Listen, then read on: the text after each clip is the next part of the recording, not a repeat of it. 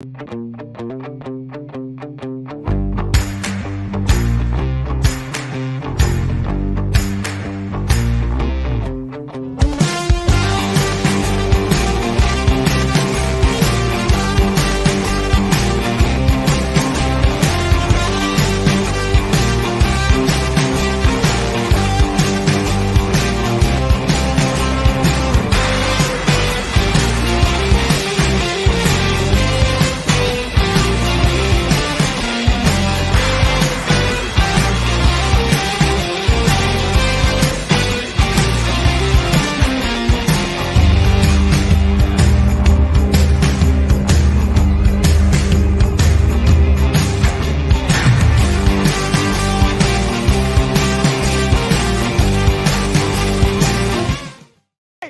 on now, fellas!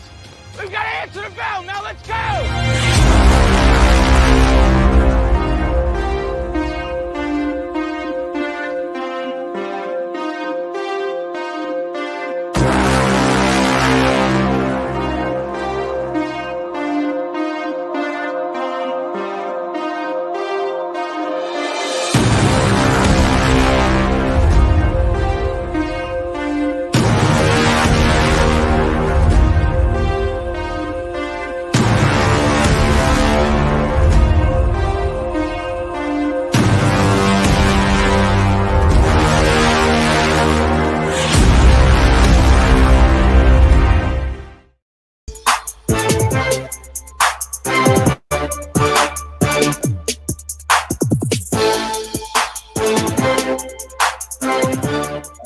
Friday, welcome in to Main Street Sports Today, presented by Mid-Tennessee Bone and Joint. We are live from the Lee Company studio here in Columbia. Glad to have you guys with us as we get you ready for the weekend ahead in sports. Plenty of great stuff coming your way, including today's show. We are jam-packed with fantastic guests. We're going to be kicking off the show here in just a minute. Right after the rundown, we'll be joined by Gulf South Commissioner Matt Wilson. Big news coming from the Gulf South and our friends at Trevecca yesterday, just after the show, of course, never fails. We'll also talk with Nashville Sounds voice Jeff Him. Terry McCormick's got his daily Titans update, and we've got Parker Fleming, who's going to join us to talk a little bit about college football analytics and what he sees in this weekend's Tennessee and Vanderbilt games. Mo, what's up, man? Not much, just another trying day to get through the show. It's another day in parodies for Mo. And because we have so many guests, we have to jump in as quickly as we can. Yesterday's results, this weekend's schedule, coming to you now on The Rundown. This is The Rundown.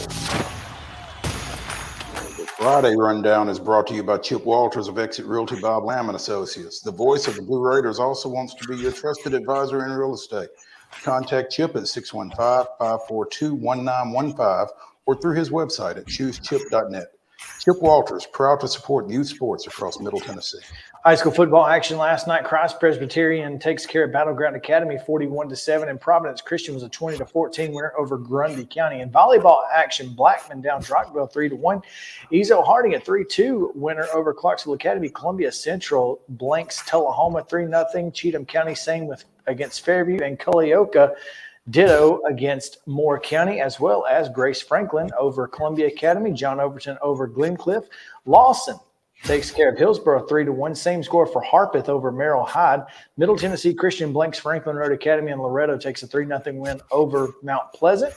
Murfreesboro Central was a 3-1 winner over Cascade. Spring Hill 3, Shelbyville 0. Siegel 3, Riverdale 2. Stewart's Creek 3-0 winners over Laverne, and Zion Christian takes care of Lewis County 3-0. In girls soccer action, Rockvale with a 2-1 win over Blackman. It was Ravenwood 4, Centennial 0. Stewart's Creek blanks Cookville 5-0. Culleoka with a 4-1 win over Huntland. STEM Academy defeated East Robertson 4-3. Ensworth down Christ Presbyterian Academy 4-1. It was Nashville Christian 9, Ezel Harding nothing. Fairview with a 5-0 win over Montgomery Central. Lipscomb Academy and Father Ryan played to a scoreless draw. It was Franklin Christian and Friendship Christian playing to a 2-2 draw. Gallatin with a 2-0 win over Green Hill. Valor Collegiate defeated Glencliff 9-0. It was Davidson Academy 4, Good Pasture nothing. Harpeth Hall with a 2-0 win over Brentwood Academy. Hunters Lane 10, Whites Creek nothing. Franklin 5, Nolansville 2, Pope Prep blank Donaldson Christian 7-0. White House with a 5-1 win over Portland. Richland doubled up Cornersville 4-2. It was Oakland 7, Riverdale 1. Rossview defeated Dixon County 6-3. Columbia Central and Spring Hill played to a 2-2 draw. Coverage at mainstreetmurray.com. That was a big draw for Columbia Central against Spring Hill, who has been really good this year. As we got into in the article on mainstreetmurray.com. Page and Summit played to a 1-1 draw. Overton and Watertown played to a 1-1 draw. White House Heritage blank Clarksville Northeast 5-0. Major League Baseball action yesterday. The Tigers defeated the Reds 8-2, and the Brewers doubled up Miami 4-2. Minor League play the Sounds with their 5th consecutive victory, a 5-0 win over the Knights of Charlotte. NFL play, it was the Eagles 34, the Vikings 28. Tonight's schedule in football, these are all that I'm telling you, 7 p.m. starts. McGavock at Antioch Beach welcomes Independence. Summit goes to Brentwood, and Brentwood Academy is at home against McCauley. Watertown's at Cascade, and Centennial welcomes Springfield, while Fairview goes to Cheatham County, and Grace Franklin's at Clarksville Academy. Clarksville Northwest welcomes Franklin Road Academy, and Portland goes to Clay County, while Page is at Coffee County. Creekwood plays host to Whites Creek. St. George's is at Davidson Academy. Donaldson Christian hosts Columbia Academy, and Dixon County is at home against Kirkwood. Huntland goes to Eagleville. Joe Burns is at East Roberts, and Ezel Harding hosting Ballard Memorial, Kentucky, while Father Ryan's at home against Montgomery Bell Academy. White House Heritage goes to Forest, and Maplewood is at Glencliff. Also at 7 o'clock, Waverly is at Harpeth. Siegel goes to Hendersonville. Hunters Lane is at Henry County. Kenwood visits Hillsboro. Lawson takes on visiting Spring Hill. Columbia Central goes to Lawrence County. Lebanon hosting Green Hill. East Nashville is at Liberty Creek. Ensworth is at Lipscomb Academy. Lewis County goes to Loretto. Middle Tennessee Christian takes on visiting Webb School. Pearl Cone travels to Montgomery Central. Mount Juliet hosting Cookville. Summertown travels to Mount Pleasant. Mount Juliet Christian is at Nashville Christian. Nolansville hosts Franklin. Oakland hosts Blackman. Good Pasture goes to Pope Prep. Overton is at Ravenwood. Cornersville is at Richland. Riverdale hosts Rockvale. Rossview takes on visiting Northeast. Laverne goes to Smyrna. Greenbrier is at Station Camp. Cane Ridge is at Stewart's Creek. Sycamore travels to Stratford. Gallatin's at Warren County. West Creek takes on visiting Clarksville. Westmoreland hosts Monterey. Marshall County goes to White House. Shelbyville is at Wilson Central. Again, all of those were at 7 o'clock. And in 8-man football at 7 o'clock tonight, Franklin Classical is at Zion Christian. My apologies, because I took it out to put it at the bottom, but I forgot to re-put it in there. Republic is at Friendship Christian at 7:30. Just FYI. Volleyball action tonight. Zion Christian's at FC Boyd at 6. Spring Hill hosts Marshall County at 6:30. This weekend at the border battle is CPA, Blackman, Oakland, Riverdale, Rockville, Page, Siegel, Murfreesboro Central, Summertown, Loretto, Gallatin, and White House Heritage. At Southern Charm in Manchester, you can find Eagleville and Stewart's Creek. Girls soccer action tonight at 5. Giles County welcomes Cornersville. Martin Luther King is at Hume Fogg, and Laverne plays host to Stewart's Creek at 7. Tomorrow at 1 o'clock, Father Ryan's at Greenwood, Kentucky, and at 2 o'clock is Chattanooga Christian hosting Mount Juliet.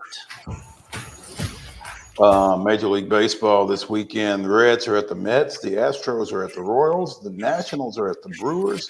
Phillies are at the Cardinals. The Cubs are at the Diamondbacks. And the Braves are in Miami against the Marlins. In minor league baseball action, the Sounds continue their 6-game series at Charlotte. College football action of area interest tomorrow at 5 o'clock on ESPN. Gardner-Webb is at Tennessee State in the John Merritt Classic. At 6 o'clock, there's a little game down in Florida between Tennessee and the host Gators. Again, that's at 6. It's on ESPN. Also at 6 on CBS Sports Network, Vanderbilt goes out west taking on I don't guess they're running Rebels in football, but Nevada, Las Vegas. And at 6 on ESPN Plus, it's Murray State in the Blue Raiders home opener.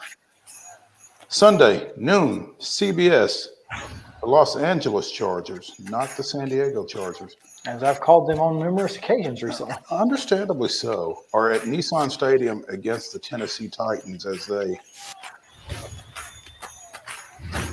go, and that is your rundown.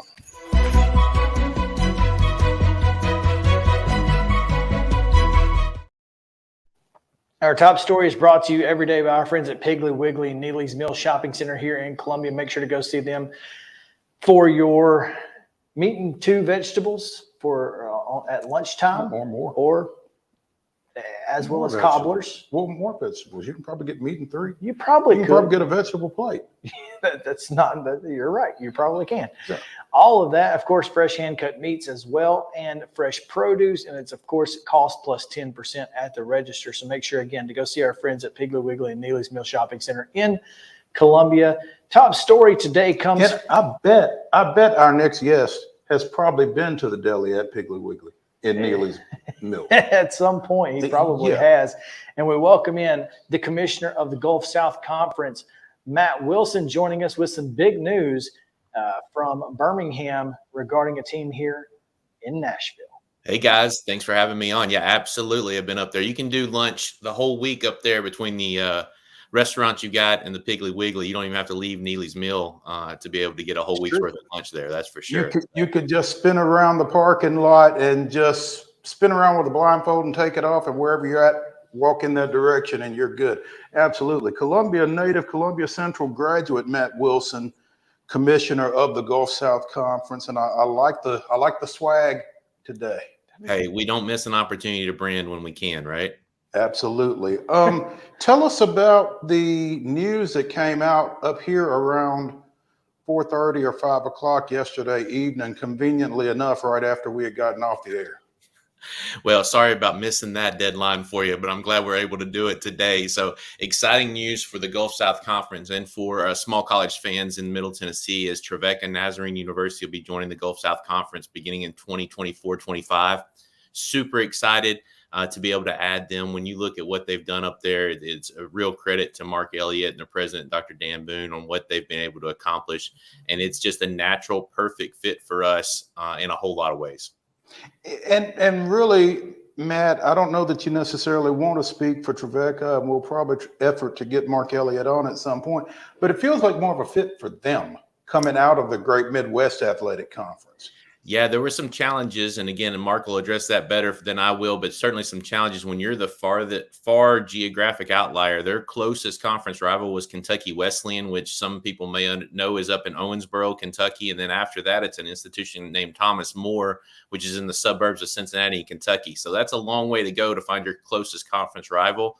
I think some of the things that Trevecca obviously is excited about, one is that chance for their fans to recognize more of the names they're playing, perhaps go see some, but the renewed rivalries with Christian Brothers, Union, and Lee. That's really, and that's one of the things that the Gulf South is really excited about. We think that that's what college sports is about, creating rivalries and opportunities and memories, and having those four schools play each other again in a variety of sports, particularly in basketball, is going to do that.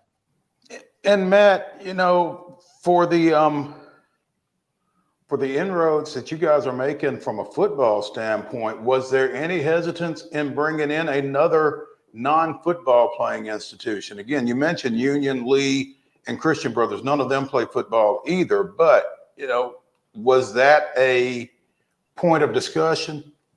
Yes, it has been. And we're not immune to movement in our league. Shorter University in Rome, Georgia, and the University of West Georgia in Carrollton, Georgia, are both leaving after this year. They both take football programs with them to other places. Shorter is going to find a better institutional fit conference for them that's more North Carolina, South Carolina based. West Georgia just joined the A-Sun, so they'll be making some trips up to Lipscomb to play a little bit of basketball next year. So, yeah, that consideration is always really important. The football is a huge part of the DNA of the GSC. People around there will remember that Tennessee Martin, North Alabama, Jacksonville State, Troy, those are people that folks recognize as GSC members at one point in our history. And we need to do everything we can to preserve that. But we also have to recognize we sponsor 19 sports in the Gulf South Conference. Trevecca brings 16 of those sports to us and some real high-level success with a couple of them. So to answer your question maybe even more directly, Maurice, is that it is a challenge. We have to be able to balance that. The Gulf South does a really good job with that. We have a balance of public institutions, private institutions as large as 10, 11, 12,000 students, and some as small as 1,500 or 2,000. So we know we're a group of institutions that look different, have different institutional mission, but have common goals as they align around athletics. Matt Wilson, commissioner of the NCAA Division II Gulf South Conference, joining us here on Main Street Sports today as the announcement came down yesterday that Trevecca will be joining the GSC for the 24-25 school year.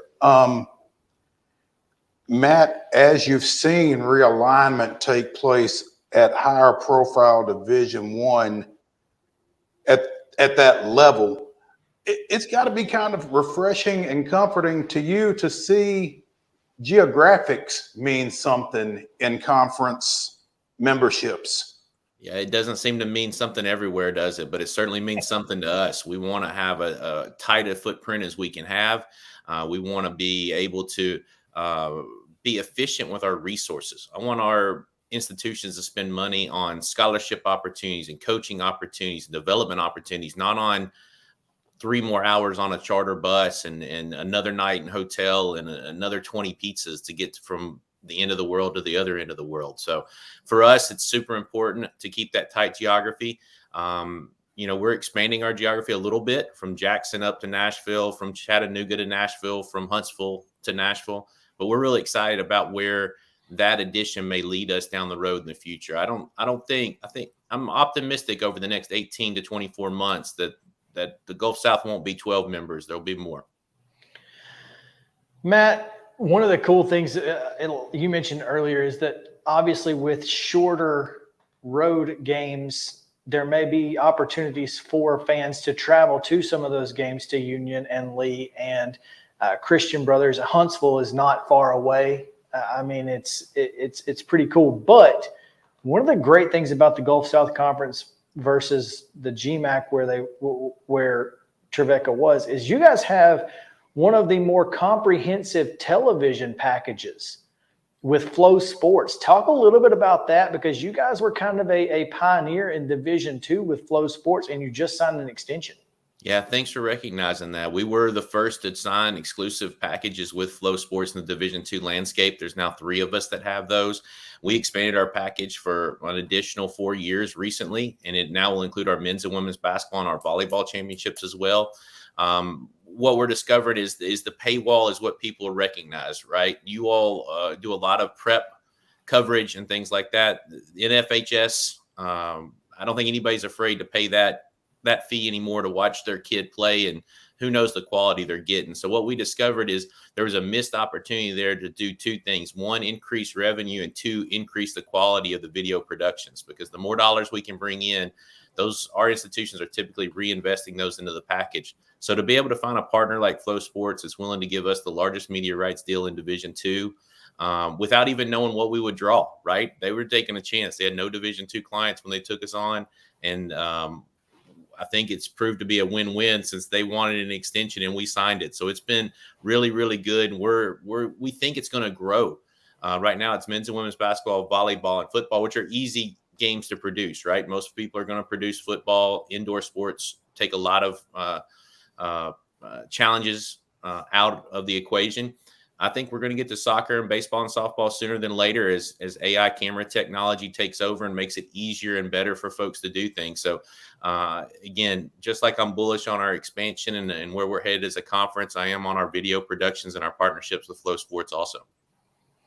You guys do a fantastic job with it. I've got friends who play at Montevallo, and I lived in Carrollton for a minute. So I lived, right outside the campus of West Georgia. So I know a lot about these institutions, and obviously having, been at Jacksonville State and during their OVC time. But, you know, it just feels like the Gulf South is one of those conferences that it means something to be in. And for Trevecca particularly, I feel like they've got to be excited, and I know you guys are as well. So it's really an exciting time for both the Gulf South Conference and Trevecca, and I'm looking forward to being able to see some of those players like Jesse Jennings, who plays for University of Alabama Huntsville, getting up here to Nashville. You know, it's going to be a lot of our local players play in this conference, and it's going to be a lot of fun to see them in Nashville again and getting into that Nashville market. Yeah, and I think it'll just continue to grow now that they know they have those regular trips to Middle Tennessee. That opportunity to grow is going to be really strong there, and it's just a fabulous fit for us, a fabulous fit for Trevecca. It seems like it should have probably happened 9 or 10 years ago, but circumstances lead you down a road a certain way at a certain speed, and we're just glad to have gotten there yesterday. And I imagine, Matt, when you talk about Nashville and getting into Nashville, your remaining GSC schools are going to be excited about that, just from the standpoint that that's a new recruiting tool for them, I would imagine, being able to come up here and get some of those kids and tell them that you're going to get to play in Nashville. It is. So a couple things, right? One, your existing student athletes are at least every other year going to get an opportunity to play in Nashville, which is going to be a great weekend experience for your student athletes. I know coaches will want them focused on what they're focused on, but there'll be some opportunity to do that.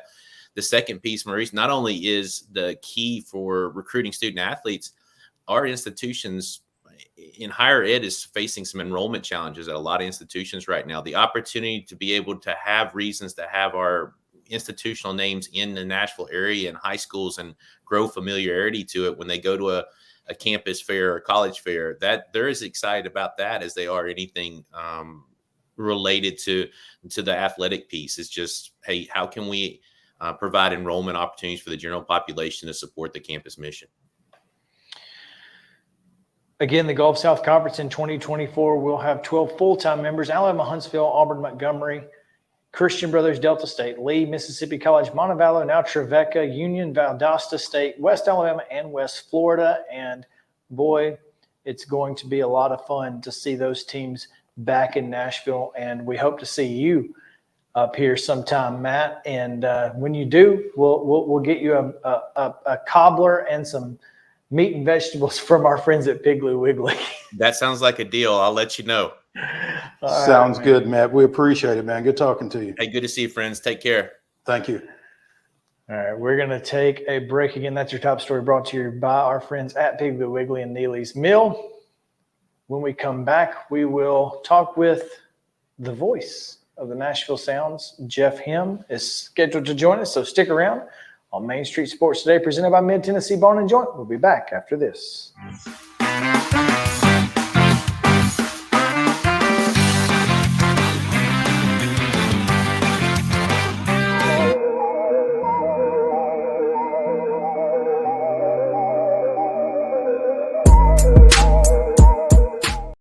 Mid-Tennessee Bone and Joint treats your orthopedic injuries and existing conditions. Our trained physicians will get you back in the game faster.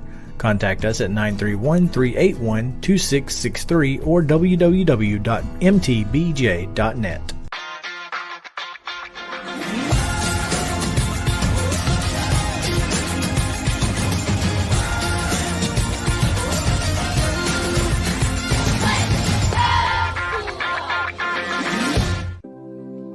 Custom Stone Handlers supplies over 600 distributors and suppliers with quality stone products. Along with River Stone, we produce and distribute over 100 building, landscape, and other bulk products. Our goal is to provide quality products, service, and partnerships to ensure our customers' success.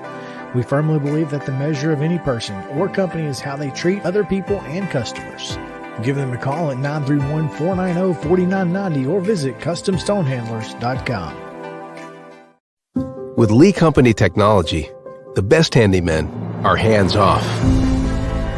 Lee Company techs have been using visual findings and other smart technology tools for years to add transparency and virtually take customers along. You see what we see, whether we're in a crawl space or on a roof. With Lee Company, technology helps us help you, no matter what's happening in the world or at your house. You can't see the sights without the sounds. From the crack of the bat to the roar of the crowd and everything in between, discover what Hit City has to offer. Spend your nights cheering on the Nashville Sounds at First Horizon Park with giveaways, fireworks shows, theme weekends, and more. Single game tickets are on sale now. Visit NashvilleSounds.com to claim your seat today.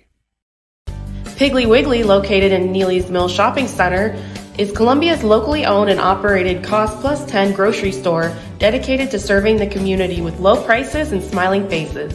Piggly Wiggly offers fresh, hand-cut meats daily, as well as daily hot plate lunches from their deli counter.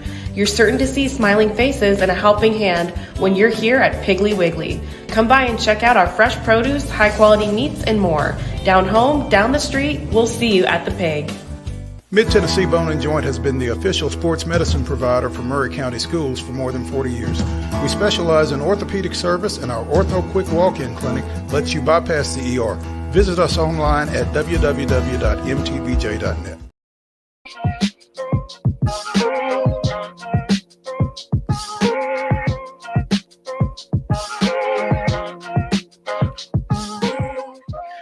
Welcome back in Main Street Sports Today, presented by Mid-Tennessee Bone & Joint. It is an exciting time here in Nashville for Trevecca and their move to the Gulf South Conference. We are looking forward to that for sure. And we are also looking forward to the remainder of the Nashville Sounds season.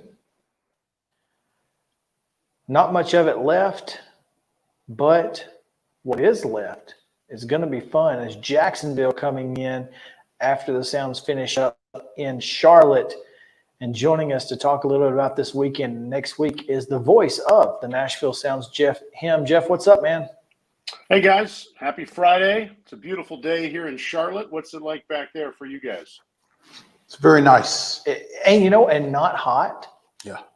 I Which know, makes it it feels very a little nice. fallish here. It's not cold, but there's a little crisp in the air. I love it. And once the sun goes down, it gets a little crispier. So yeah, We might need to. You mean I might need to take this with me to Lawrenceburg tonight? That might not be a bad idea. Yeah, absolutely. Jeff, you guys have enjoyed Charlotte to this point. Everybody enjoys playing the Charlotte Knights, to be quite honest. They are particularly of late. Yeah, well, go ahead. It's they are 49-92 overall this year. And 14 and 52 in the second half.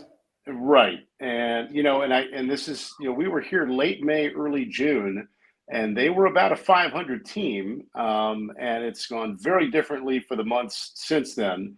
But you're right. The Sounds have had a good series so far. They've won the first three.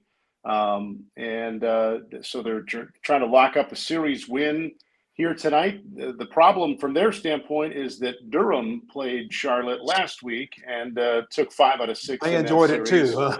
Yeah, and Durham has continued to play well. They're at home now against Louisville. So, it's been a great overall last several weeks for the Sounds in terms of wins and losses. But they've really gotten no closer to Durham from a AAA playoff spot standpoint. Really, the only lost the game over the last 10. Right? Yeah. Well, and you zoom out even a little bit larger. So the Sounds have won 4 of their last 5 series, and with a 6-game series, that's not easy to do. That's pretty good. 4 out of 5 series they've won. The one losing series was in Durham when they dropped 5 out of 6, and that was very damaging for postseason hopes for the Sounds. But look, I've talked about it this week on the air. I've talked about it with the players when they've been my pregame show guests. Yes, the Sounds would love to make the AAA postseason. They did it last year. It was a lot of fun doing that. The bigger picture is what the parent club Brewers are doing, and they're zoning in on the NL Central title. As we've talked about with you guys all year, a lot of Sounds have made that happen for the Brewers this year, which is great.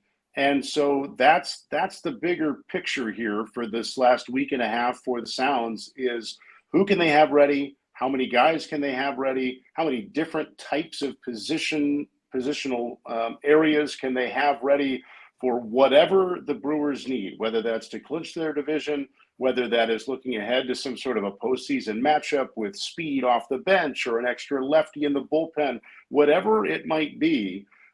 Yes, that's the goal at AAA all season long, but now it gets even more specific and with a little bit more urgency. And so that's been really fun. And whether the Sounds make this postseason or not here at AAA, and the math is not favorable, they're 5.5 back with 9 to play. This has been a great end to the season because they're still playing really well. I don't get the sense that anybody on this Sounds team has mailed it in and is playing out the proverbial string like some other AAA clubs I'm sure might be feeling. So that's been fun. We're still seeing guys go up, and we still will, I think, see some guys go up here in the next week and a half.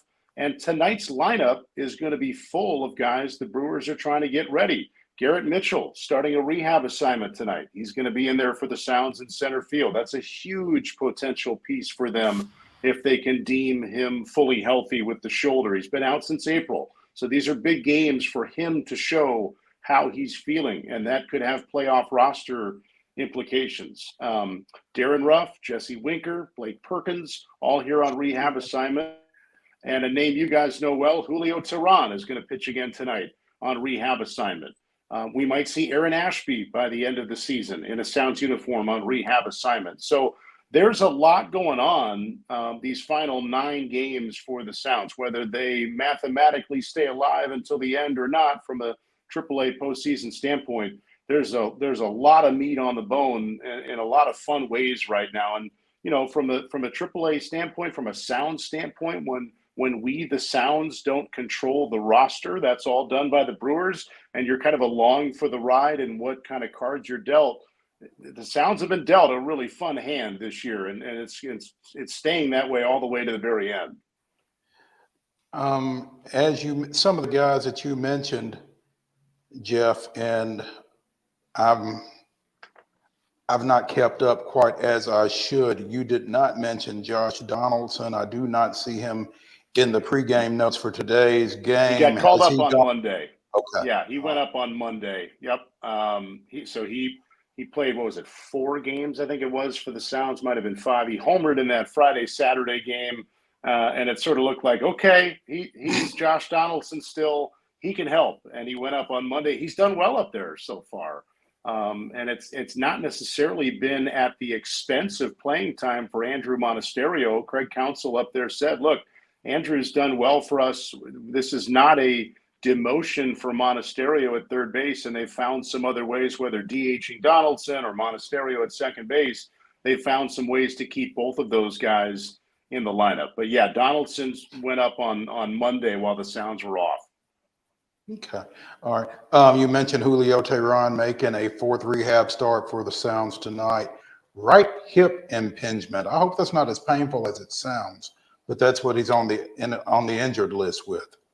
Yeah, and he's looked really good his last few, especially. Tonight, he's actually going to be an opener, and Eric Lauer will follow him. And again, look, this is not the Brewers telling me this. This is just my kind of reading of the tea leaves. My sense is, because they used an opener the other day in front of Colin Ray, this to me, again, is under that large umbrella of like, let's have guys ready for all different types of things. And maybe there's a scenario next week where Teheran is an opener for the Brewers if he's reinstated, or some sort of postseason situation where, you know, we know they've got Woodruff and Burns and Peralta and a fantastic trio there, but you're in a best of 5. Who knows? Maybe there's an opener scenario somewhere down the line. This, to me, with Julio, it's A, continuing to be fully healthy, but also B, in my opinion, it's the Brewers using the AAA schedule late in the year just to have guys ready for all kinds of scenarios, just in case there's something that pops up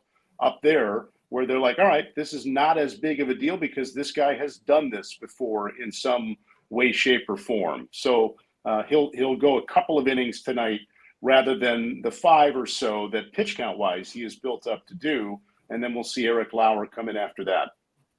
And I assume that he's eligible to come off the IL at this point. Is that right?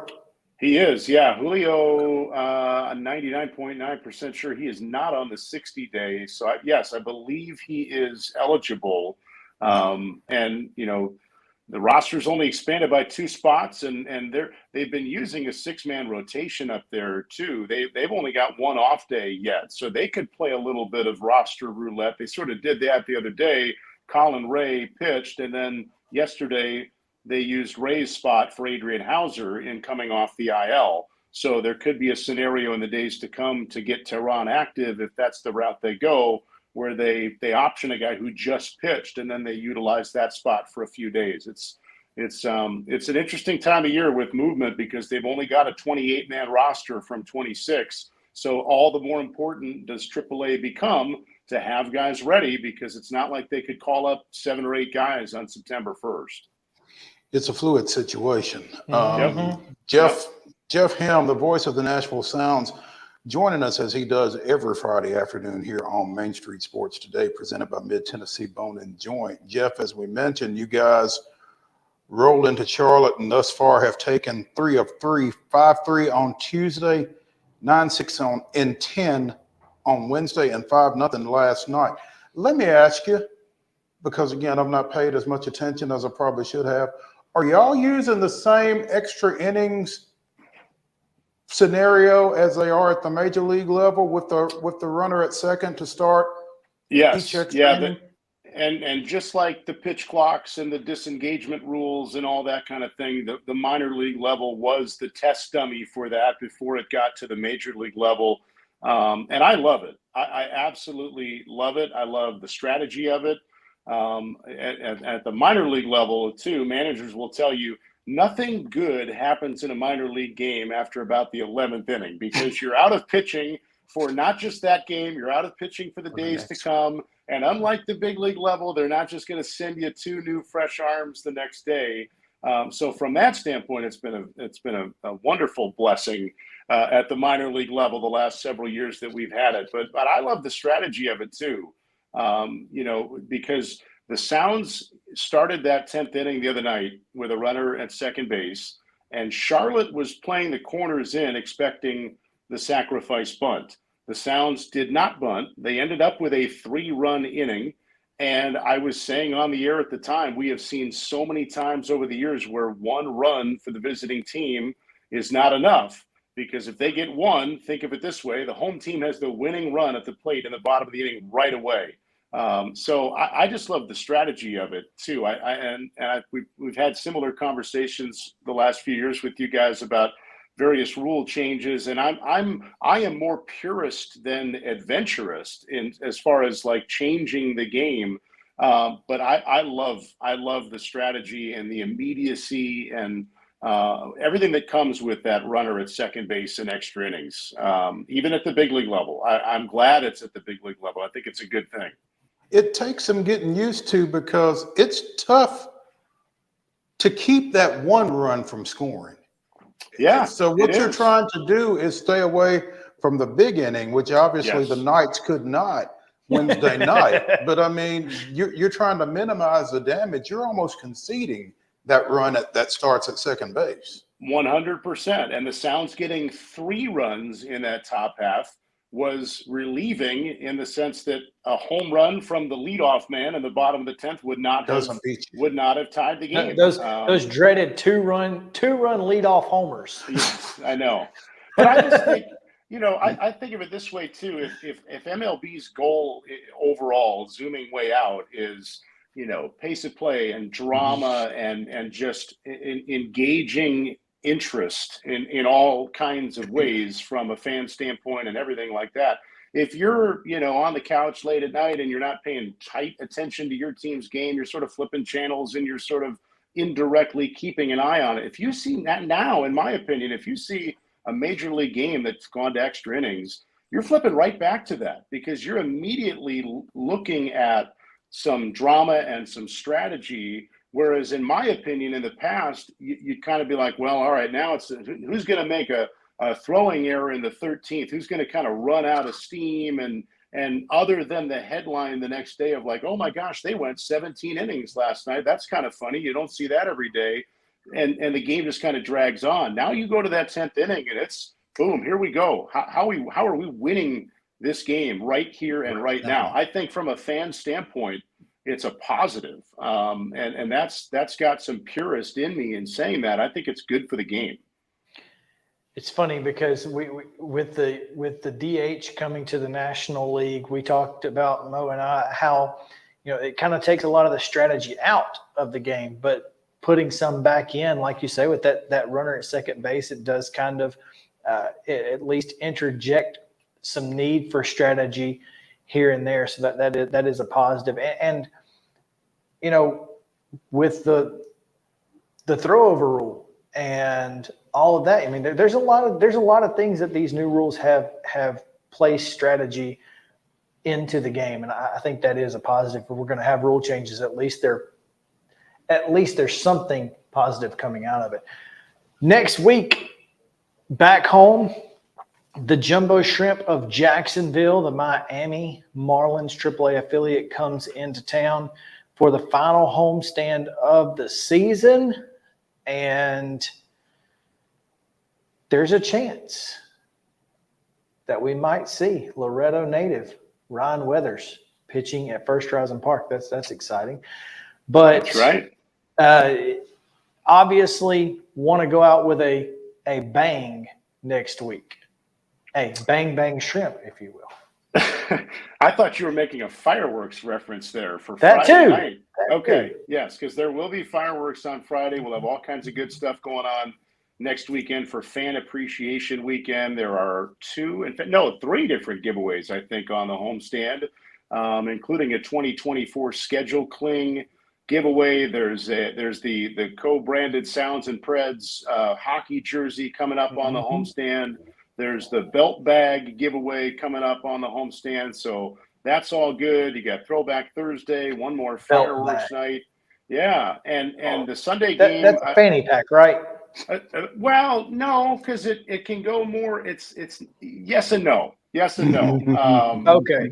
Yeah, it's if you want it to be a fanny pack, you can look at it that way. If you're anti fanny pack, you can say this is not a fanny pack. So gotcha. It can go across your body so that correct. it doesn't look like a fanny pack. I got you. Correct. Okay. Yeah, or you can just kind of hold it. And when you're walking the dog, you keep the bags that you need for the dog in the bag, and you don't even have to wear it. You can just hold it, which is what I do when I walk the dog. So I think the fanny pack probably needed a little rebranding. It did. It really did.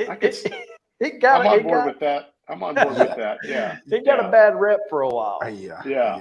And a quick reminder to folks, the Sunday game next weekend is a day game, but it's 12:05, not 2:05. I don't want somebody to come at 2 o'clock, and the game, especially the season finale, those can go quick. The game could be over at 2 o'clock. So 12:05 next Sunday. That's good information for someone who's supposed to be there before the game starts. So yes, gates open at 11 for those who need to know such information that gotcha. day. That's important. That's important information for one Chris Yao. Oh, Jeff, Sounds have won 8 of their last 9 as they try to make this push to catch up with Durham. Again, they're 5.5 back with 9 to play, so they may be fighting uphill, but in pretty good shape from the standpoint that, again, you do have Tehran on the bump tonight, followed by Caleb Bosley. Thank you. Yep. And Evan McKendry. So, I mean, you feel pretty good about being able to close this series out and bring some momentum back to First Horizon Park. I mean, the starting pitching really all year has just been so consistent for this team. And that's even before the Brewers added McKendry at the trade deadline coming over from Durham. Jansen Junk, so reliable. Robert Gasser is now 4th on the Sound single season strikeout list. He's got a shot to finish as high as 3rd, depending on how next week goes. He's just been so fun to watch. Bosley, steady as they come, a key guy from last year's team who's put together another good AAA season. So the rotation you're floored at this point when it's not a good outing from the starters, and that has just been such a strength of the team all year. And so, yeah, and then you add Tehran, you got Lauer in there, who's on the 40-man and being a lefty and a guy the Brewers could use in various ways if they see a fit there in this last week and a half to 2 weeks. So there's options for Milwaukee, and I think at this time of year for the AAA team, when the parent club is atop their division and trying to close in on a postseason spot, that's what you want to have for them is who's ready, how are they ready, how many are ready, how many different positional groups have somebody ready. And that's the goal all season, but it's even more crucial this time of year. I think it's going to be a fun final 9 games for the Sounds in all kinds of ways. And if something happens where Durham wants to drop 9 straight, we're not going to turn that down. Absolutely. Before we let you go, Jeff, real quick, kudos to another Jeff Paxson, International League Trainer of the Year. Well-deserved honor for him, I'm sure. Yeah, Pax is great. He's so good at what he does. He and his assistant, John Harris, do a great job keeping these guys healthy, keeping them day to day and ready. And a cool honor for Pax to be the International League Trainer of the Year. That's voted on by a group that knows what it's like to be an athletic trainer. And so the mutual folks in the industry notice what Pax is doing. He's won multiple awards in his long career. He's been with the Brewers now almost 30 years. He's been at all different affiliates. Very, very cool honor for Pax and well-deserved. Second time here in Nashville, I think. Is that right? Yes. Yeah. He was part of the previous affiliation. So he had some years at Greer. And he likes First Horizon Park just as much as we all do. Let's put it that way. Yeah, exactly. Jeff Hem, the voice of the Nashville Sounds, joining us as he does every Friday during the season here on Main Street Sports Today. Jeff, grab a few more wins and come on home, man.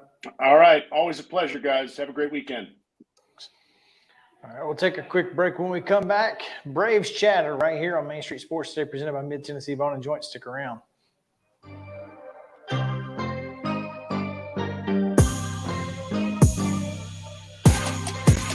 Mid-Tennessee Bone and Joint treats your orthopedic injuries and existing conditions. Our trained physicians will get you back in the game faster.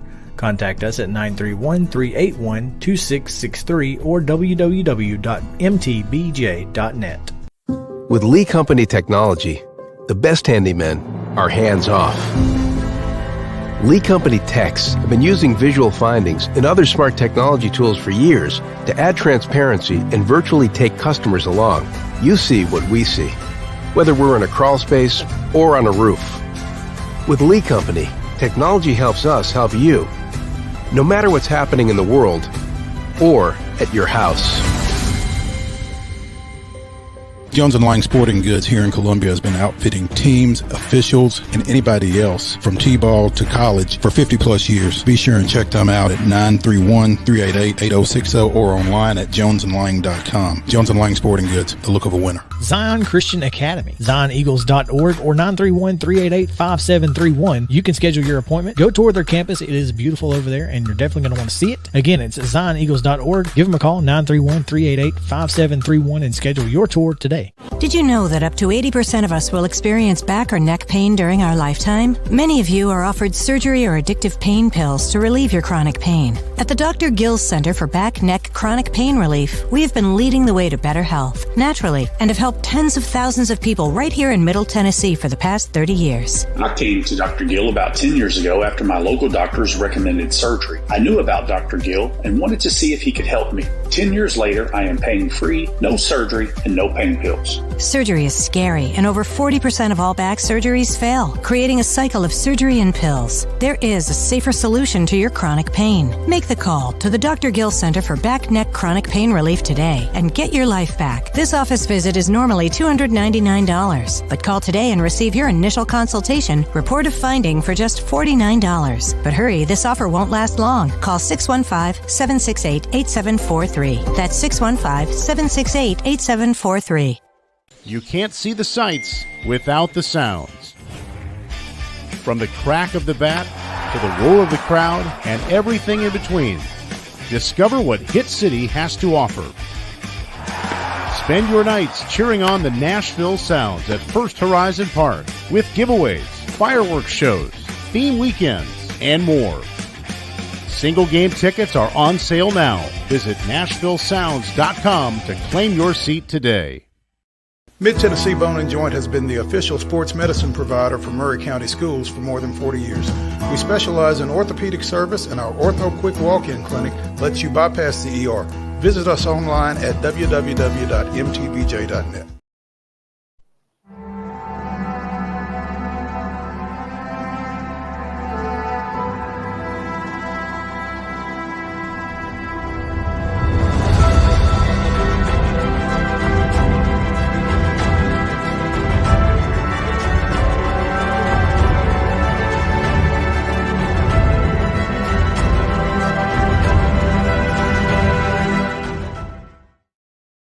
September 15th, 1997, Fred McGriff's 2-out, 2-run homer off Rod Beck capped a 4-run ninth inning as the Braves walked off visiting San Francisco 5-4. The Crime Dogs bomb followed an RBI base hit by Jeff Blauser and a Chipper Jones run-scoring ground out. Kerry Lightenberg threw a scoreless top of the ninth to earn the victory.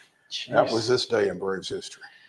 Hadn't heard Lightenberg's name in a while. Man, always fun. He was fun while he lasted. Yeah. That was fun. All right.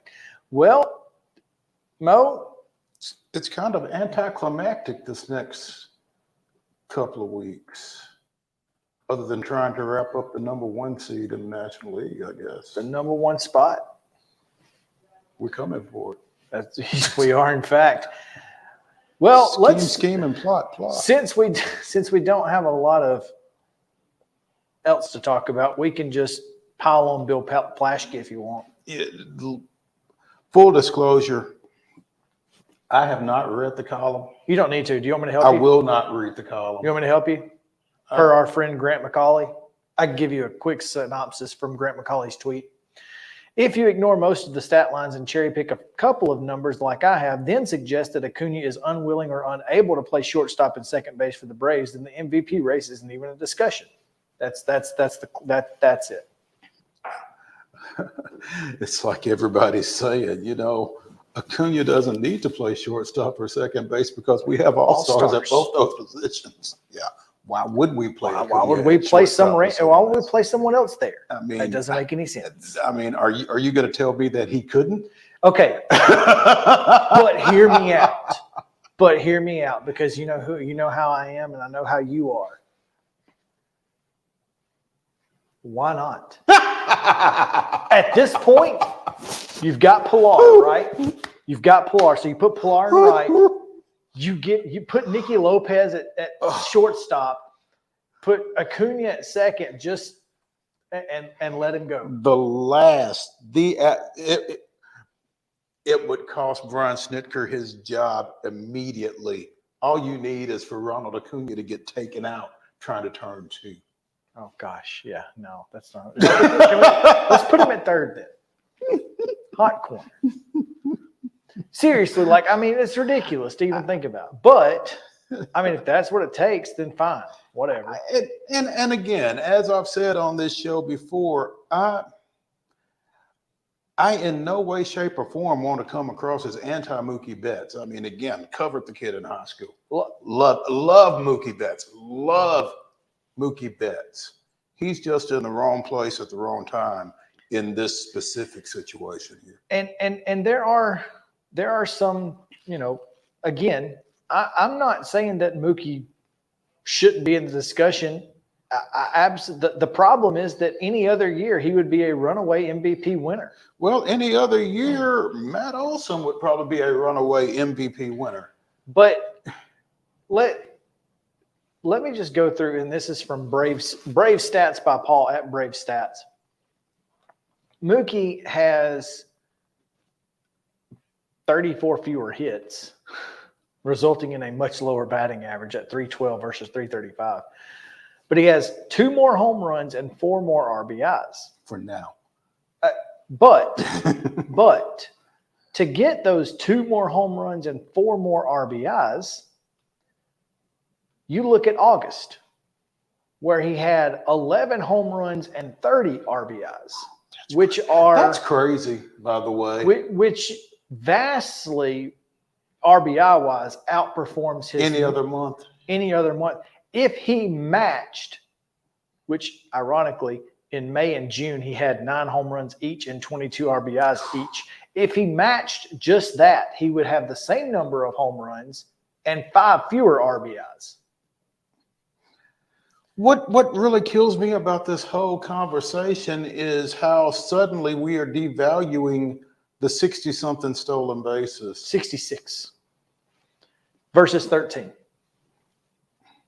I mean, the Dodgers don't run. Okay, well, they're not the number 1 seed either. I wonder why. And here's the thing. I don't think it's that simple, but I see what you're saying. As I pointed out, when they played head-to-head, Ronnie far outplayed Mookie in the series. Now, obviously, the first game, it was insane. Mm-hmm. I mean, Mookie with the 2 homers, Ronnie with the grand slam. It was just ridiculous. But as the 4-game set, Ronald Acuna Jr. was a far better. Was more valuable? He was statistically better. Mm-hmm. Okay, and someone pointed out, well, that's a hilariously bad way to compare 2 baseball players. Well, it's really not, because they both play the same position and they were both playing the best. They are the best 2 teams in the league. If you want to talk about the best and most valuable player, the guy who performs on the biggest stage so far in the season, the guy who performs better than the guy that's right there with him against the best competition. I don't know why that's a ridiculously.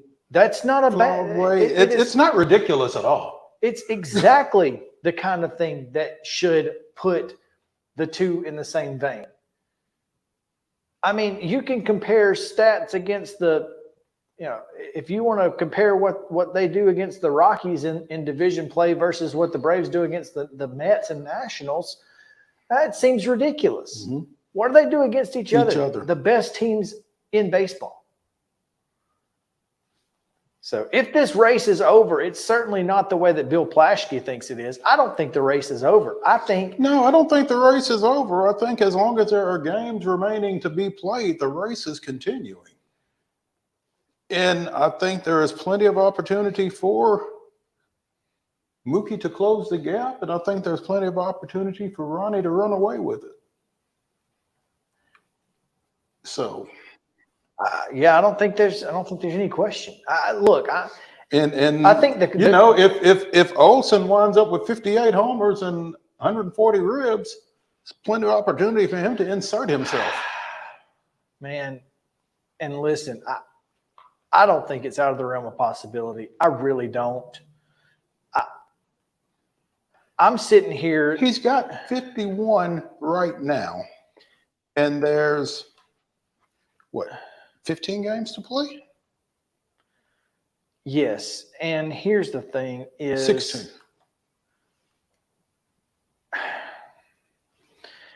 If Matt Olson in September, which he's already hit 8 home runs, his best month was 11. He's hit 8, 9, 11, 8, 7, 8. And September's only half over. Right. So, I mean, if his best month in RBIs is 25, he needs that would give him 9 more RBIs.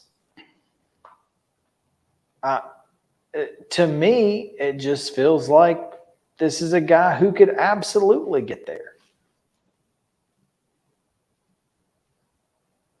I don't know about his home run numbers. I don't know if he can hit 7 more in 16 games. I'm not going to say he can't. Nope, but I'm not going to say he will.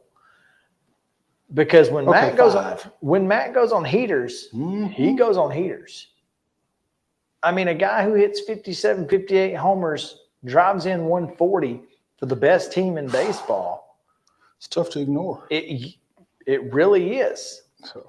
So, I mean, and oh, by the way, he's hitting, 280. Mm-hmm. not striking out a bunch. Which was the concern the first couple of months of the season. Exactly. So that's no longer a concern. Again, I think Matt Olson's right there.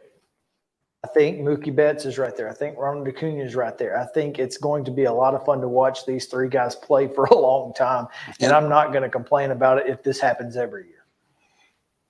And I'm not going to complain if Mookie wins it. No. Again, it's not like he's not deserving. Exactly. This is Bill one of those. Notwithstanding. Yeah, my problem with Plaschke is that he thinks that it's just some. My problem with Plaschke is I don't even know if he believes he doesn't all of the stuff that he writes. This is 100% one of those instances like we see with Tennessee and Vanderbilt beat writers in goading a fan base into interaction to boost their own numbers. That's what this is. And I ain't going to click on it. Thanks, Grant, for doing that for me. Yeah, for doing the dirty work there, because I had no intention of clicking on it. It's like I tweeted, you lost me at Bill Plaschke. Not reading that. Can't wait. I promise you, when they come to town, there will be a Waffle House run made for Bill Plaschke. You think he'll have Waffle House waiting for him in the press box? 100%. Let's take a quick break. Hang on. Oh, wait. Before we do. Oh, we got a lineup. I forgot they played tonight. Yeah, I'm pretty sure we got a lineup. Surely we have a lineup. Here we go.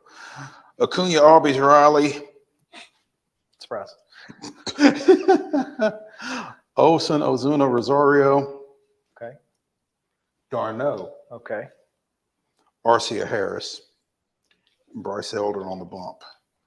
Bryce right, Elder, Bryce. 12-4. Johnny Cueto, 1-4. Ooh, for the Marlins. 12-4. We'll take that. Yep. All right, now we'll take that break. There When we we go. come back, the Daily Titans update from Terry McCormick, powered by Zen Sports, right after this on Main Street Sports Today, presented by Mid-Tennessee Bone and Joint. Back after this.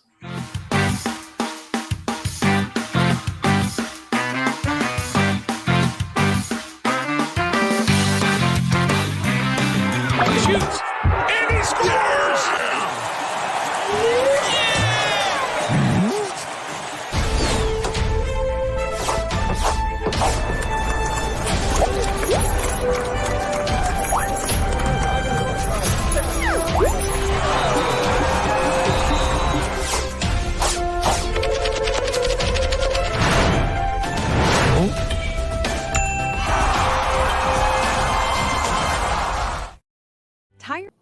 Tired of hanging lights every year? We get it.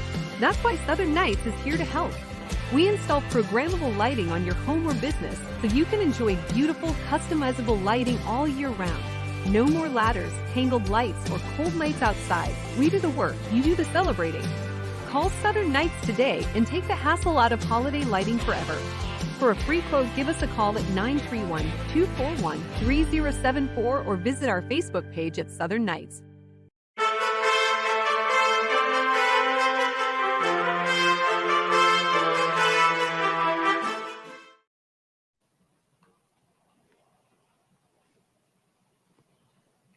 All right, let's take you to Terry McCormick for your Daily Titans update here on Main Street Sports Today. Terry, what's up? It is your Zen Sports Titans report. Changing the bonus game for the better, Zen Sports. Guys, the Titans already having some injury issues here as we head to week 2. Coach Mike Vrabel ruled out 2 defensive backs, Amani Hooker with a concussion, Christian Fulton with a hamstring. So they're going to have to do a little scrambling back there to find some able bodies to play all of their packages. But the big news is DeAndre Hopkins did not practice all week. He has not been ruled out, but he has not been ruled in either. So it's going to be interesting to see exactly what happens with their new free agent acquisition here in week 2. Well, maybe he's taking some time to go enroll in classes because he has re-enrolled as a student at Clemson apparently. Well, there you go. It's what, about a 6-hour commute to Clemson? Maybe. He spent 1 week with the Titans and realized he needed a degree after all. I need to be planning for my future after football. Clearly. Wow. That's interesting. That's interesting. And the other thing too, Peter Skoronsky was not at practice today, so interesting to see what that is. The injury report has not made it out yet, but it'll be interesting to see what they say his absence was caused by. Terry, anything of interest coming out of the Chargers camp? Well, it looks like Austin Eckler may not play, and also Bosa is also questionable for this game. So the Chargers are a little beat up themselves. So kind of a war of attrition here. All right. As a Titans fan, that's awesome. As a owner of Austin Eckler in fantasy, crap. It's like you better be hitting that waiver wire. Jeez. I lost J.K. Dobbins last week. Both of my starting running backs are out. Maybe it's you. It could be me. Maybe I need to pick up the running back the Titans play every week. There you go. This is the play. Wow. Hey. All right. Take it for the team, baby. There you go. All right. Well, while we're doing that, let's pick up some Zen Sports, guys. How about that? That'll work. Go ahead. Zen Sports is the new sports book in Tennessee, revolutionizing the way you earn sports betting rewards. With Zen Sports, your rewards are cash rewards you bet with real money, and now you're rewarded with it too. Earn a whopping 5% cash back welcome bonus for your first 15 days when you sign up with the code Main Street, MAINST. And with that code, you can earn an unlimited 5% cash back on your betting volume for the first 15 days. Zen Sports. Betting just got better. Gambling problem, call 1-800-889-9789. Terms and conditions apply. Must be 21 and older and in Tennessee to bet.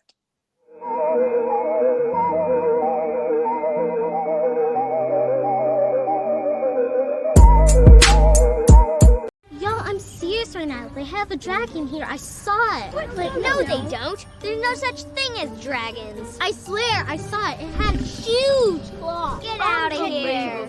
It had eyes as big as the moon. Come on, I'll show you. Wait up.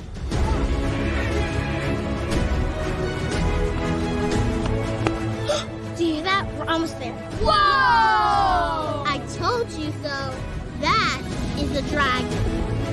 Mockingbird Title and Escrow is an attorney-owned and operated full-service title company in Middle Tennessee. We get your deals closed without worry and fuss.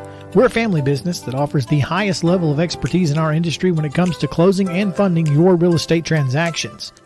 And it's a job I really love. I'm passionate about this. I'm enthusiastic about this. I like to think we're pretty well-rounded and can deal with a wide range of needs and a wide range of clients. Call 615-274-8698 today.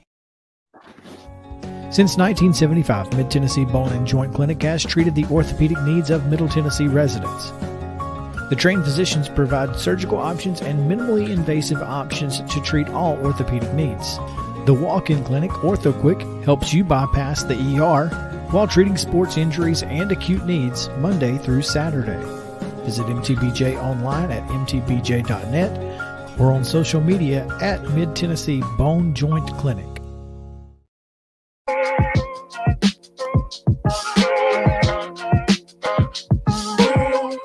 Welcome back into Main Street Sports today, presented by Mid-Tennessee Bone and Joint. Chris Yao and Mo Patton here on this Friday, getting you ready for a weekend of sports. And there's plenty of sports to get to this weekend, including, of course, Tennessee and Florida, and, of course, Vanderbilt out west taking on Nevada, Las Vegas. Man, it's going to be a lot of fun. Not a great week outside of Tennessee, Florida, though. I mean, overall. Mm-hmm. It's just it's one of those September cupcake weeks for most teams, including Alabama, who will travel to South Florida. Yeah, Vanderbilt going to UNLV and Alabama going to South Florida. This just seems wild. One of those is not like the other, though. No, well, I mean, but an SEC school going to either of those teams, any SEC school, it just seems a little silly. But kudos to Alabama for not buying that game out. They could have bought the game out. They could have just said, Well, they absolutely could have bought it out. We're not going to South Florida. We're Alabama. Are you kidding me? Kudos to Bama for not doing that. Well, I mean, how much worse could Alabama beat South Florida in Tuscaloosa than in Tampa? Yeah, I mean, it's perfectly fine. I just feel like that's a cool thing for them to do. Now, here's the thing. Who's Auburn playing this weekend? Your boy Chris Hatcher and Sanford Bulldogs. Do you know the last time Alabama played a in-state non-conference opponent? An in-state non-conference opponent. So not Auburn. Ever? They have played one. When is the last time? I have no idea. I'm fairly certain World War II had not ended. 1944, they played Sanford or Howard College at the time. Mm-hmm. Bobby Bowden may have been playing for them at that point. 1944. Nick Saban has long said he is a proponent of playing in-state schools, but apparently he only meant that in Louisiana. He is when did he say it? Did he say it when he was at LSU? No, he said it while he's been in Alabama, but clearly they've not scheduled it. And of course, I know Nick Saban doesn't make the schedule. I'm aware of that. I feel like if Nick Saban wanted to play a game, that game would get played. One would think. I mean, you telling me that Nick Saban doesn't swing any weight with the athletic administration at the University of Alabama? Yeah, it bothers me. I mean, why would you not want to play the likes of USA, Troy, Jacksonville State, Samford, UAB, UNA? They're never going to play UAB. That will never happen. But why though? I mean, it's never going to happen. Well, I mean, I get that it's never going to happen, but it makes no sense to me that it's never going to happen. Well, they've only played once in a major men's sport, and that is basketball, and Alabama got beat in the NCAA tournament. So, or NIT, I'm sorry. NIT. I mean, it just, as someone so famously asked someone that we know both parties, do you like money? Do you like making money? It seems like it would be a great play, but they've not done it. They've not done it since 1944, and it's not going to start anytime soon. But it's unfortunate. Yes, it is very unfortunate. That being said, this weekend in South Florida, as I have mentioned, all bets are now off on my record prediction for the University of Alabama. As 24/7 is reporting that former Notre Dame quarterback Tyler Buckner will be the starter in Tampa. And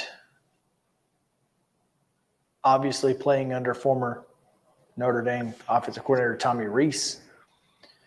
Okay, so I got a question. Okay. What's up with Ty Simpson? That is the question that I posed in our tweet in this. What does that mean for Ty Simpson? I mean, I get it that he was not the starter because Jalen Milroe was. Well, I don't get it. Well, but I mean, if that was the decision that was made, that was the decision that was made. Milroe was the best of the three. But now what you're telling me is Buckner is the best of the two, which means Ty Simpson is number 3 in the pecking order. And I would suggest that there are plenty of places that Ty Simpson could go and play. And when you say plenty, you mean about 112 other FBS schools, if not more. I would say roughly 100. I mean, I don't want to. There are some places that he could not go play. He couldn't go play at USC. He couldn't go play at Oregon. Okay. He's Colorado. He couldn't go play Colorado. No, because Deion's not going to sit Shedeur, his son. Yeah. I don't think he could. Jalen, what's his name at Kansas? Daniels. Daniels. Jaden Daniels. Or Jaden Daniels, right? Right. Either of the Jaden or Jalen. Either of the Daniels, no. Jaden or Jalen variety. No, I mean, but Texas couldn't go play Texas right now. Texas. But you're talking about 10 schools, maybe. Michigan, I mean, if we continued this exercise, we would come up with more than 10. I think we could probably come up with 25. I think he could. I think he could absolutely play at Clemson right now. Florida State, no. Georgia, iffy. UT, no. I don't know. I don't know. Well, I mean, I think there's a combination of who's in place and who's making the decision, which means Kentucky, no. Yeah. Because they're all in on Devin Leary. But if he had transferred pre this season, I think he would have been. They wouldn't have gone and gotten Devin Leary. They'd have Ty Simpson. So, but yes, you're right. I mean, you're talking about right this second. Right this second, if he went to these schools. Yeah. I mean, North Carolina, no. South Carolina, no. Exactly. So, I mean, if we carried this out, but there are for the rest of this show, there are 133 schools. So I think there are probably 100 schools, give or take, that Ty Simpson in can the go FBS. play at. In FBS. Oh yeah. Every FCS school. Every. Particularly one. Particularly one in the northwestern portion of this state. Yeah. Speaking of Shedeur playing for his dad. So, who hires Chris Hatcher in hopes that his son transfers? Or Jason Simpson, you mean? I mean, Jason Simpson, Chris. Sorry, Yeah. I just mentioned Chris Hatcher. Yeah. Who hires Jason Simpson in hopes that Ty follows? A package deal. Yeah. But here's the thing. The problem with Ty is that if you're not the starter right now, you're not going to be the starter. Because both those guys are underclassmen, aren't they? And Alabama's always going to get a quarterback in the portal. No, Alabama just signed. Hold on. I don't know if he's clearly not signed. Committed. But they have a 5-star commit. Okay. Julian Sayin, who is committed to Alabama out of Carlsbad. Okay, Buckner's a graduate. Right? Buckner is maybe. I don't know the answer to that. Yeah. But Milroe, no, he's a sophomore. Oh, okay. And Milroe is what? Also a sophomore, I believe. He may be a junior.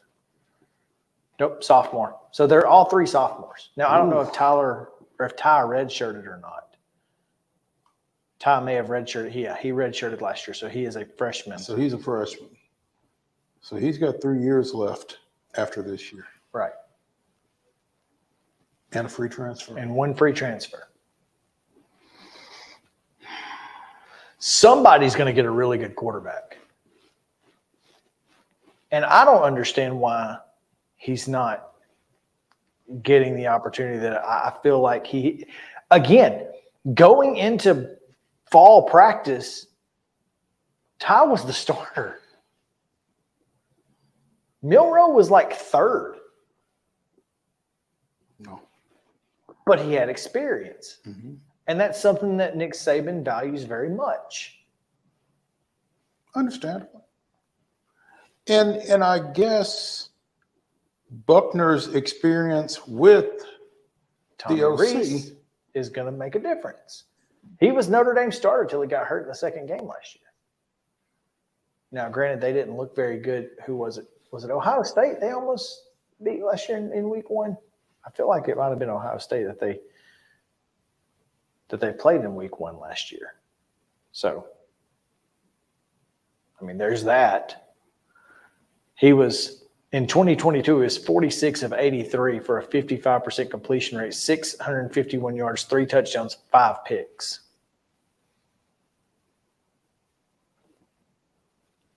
Five picks, 3 touchdowns.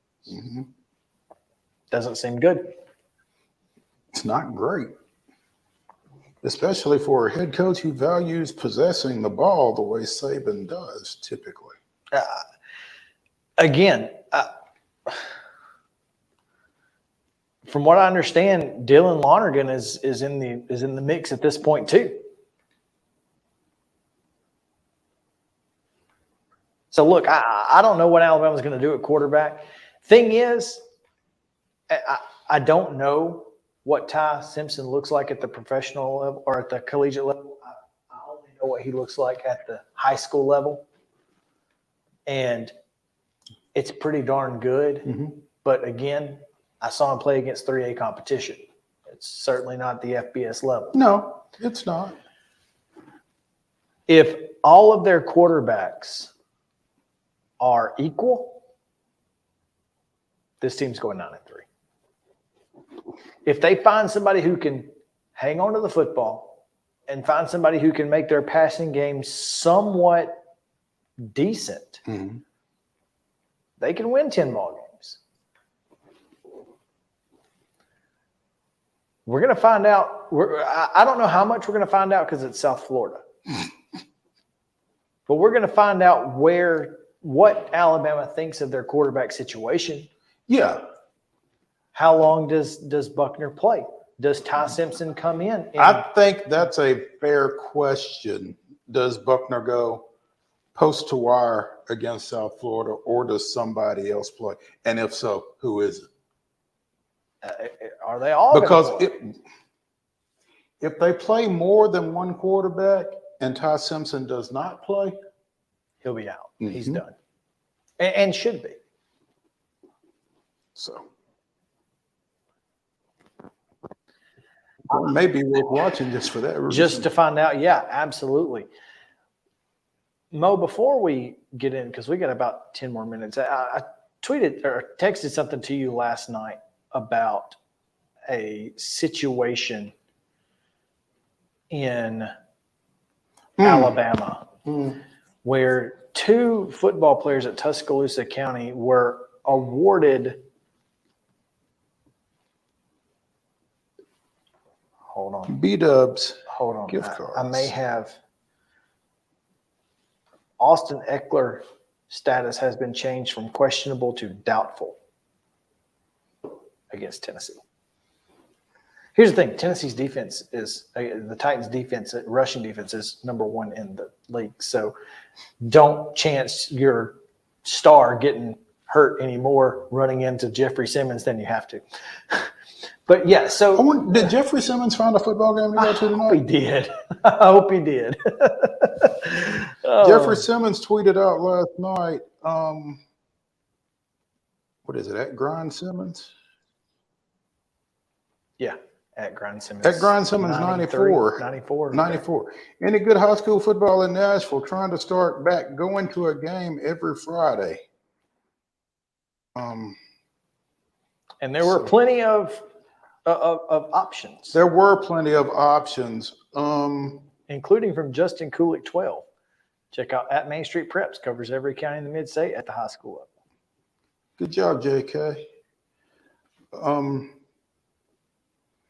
Also, another former Mississippi State player reached out to him and encouraged him to find a Page game pretty soon. Yeah. So, yeah. I would be, parking notwithstanding, I feel like he's probably going to wind up at Lipscomb Ensworth tonight. I think Jeffrey Simmons can probably get VIP parking no matter where he's at. I'm just saying. He just text former Titans legend Kevin Mawai and say, "Hey man, I need. Can you hook me up with a parking spot? Hook a brother up." Yeah. And if you don't have his number, just ask someone. They've got it. Yeah. But yeah, so good. I hope he finds a great game. I really do. And speaking of high school, Tuscaloosa County 2 players were given Buffalo Wild Wings gift cards for their performance last week. And they did not use the gift cards, but because they were awarded the gift cards, Tuscaloosa County has now had to forfeit the game, which it wasn't a region game. So there's that. And the players have appealed and have been ruled eligible forthgoing. But in Tennessee, this would be legal as long as there wasn't a post on social media with their school uniforms or anything like that. I guess they could technically be awarded for that. I don't know. But do you feel like this is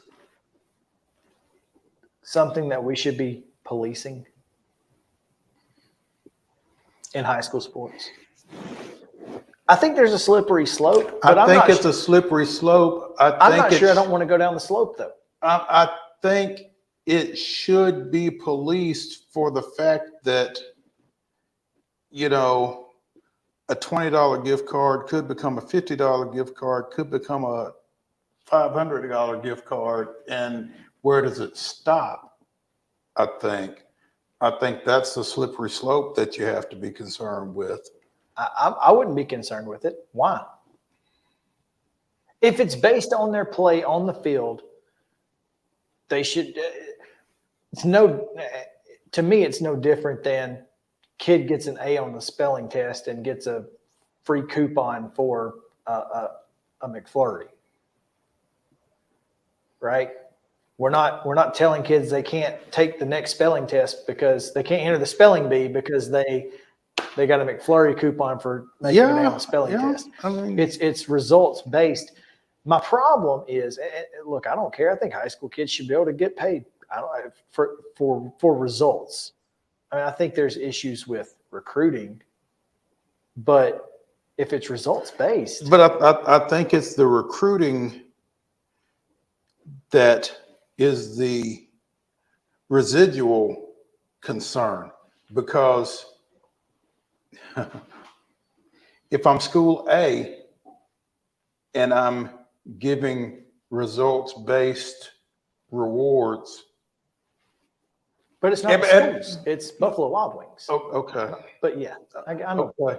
There's ways. If school A is giving gift cards to Buffalo Wild Wings and school B isn't giving anything, and I'm rushing for 300 yards a game over here at school B and not getting anything out of it, then is school A giving Buffalo Wild Wings gift cards a potential draw? Does that make you think, hey, maybe that's look, I'm just hashing this out here. Should it not? Should we care? If you're school B, well, then go to Willie's Wings down here and get you some dadgum gift cards